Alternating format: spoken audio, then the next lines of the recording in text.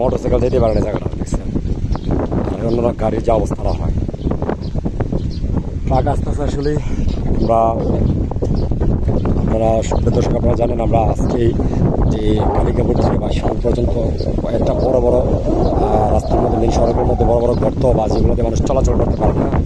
তো আমরা আব্দুল্লাহিল বাকি ভাইয়ের নেতৃত্বে করে কর্মরত পেশকার নাজমুল হুদা সোহাগ ভাইয়ের সহযোগিতা, সকলের আসলে সার্বিক সহযোগিতা আমরা আজকে আমাদের এলাকায় দুই থেকে দুই ট্রাকের মতন রাবিশ এসেছে। তো আমরা বড় বড় গর্ত যেগুলো এগুলোতে দেওয়ার চেষ্টা করেছি। তো এই জায়গাটা কিন্তু অবস্থা একেবারে খারাপ, রেল লাইন সড়কটা। হ্যাঁ, এই যে গত কয়েকদিন আগে প্রশাসন থেকে কিছু ইট দেওয়া হয়েছিল আপনারা জানেন, এগুলো দিয়ে কিন্তু একবারে মাটির নিচে চলে গেছে কাদা হয়ে। তো এখান দিয়ে কিন্তু গাড়িগুলো চলাচল করতে পারে না, বললে চলে, অনেক কষ্ট। আপনি একটা মোটরসাইকেল গেছে অনেক কষ্ট। তো সিদ্ধান্ত নিয়েছি আমরা এখানে কী করবো, কিছু রাবিশ দেবো। তো রাবিশগুলো আস্তে আস্তে আপনাদেরকে রাস্তাটা এখন দেখাচ্ছি, একটু করে অবশ্যই দেখবেন যে আমরা রাবিশ দেওয়ার পরে জায়গাটার যে অবস্থানটা কেমন হয়েছে।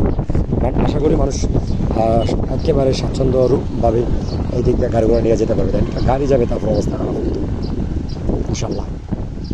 একটু পরেই আমরা এখানে রাবিশ দেওয়া শুরু করতে পারবো। এই জায়গাটা খুব ডিয়ারিং কিন্তু বর্তমানে।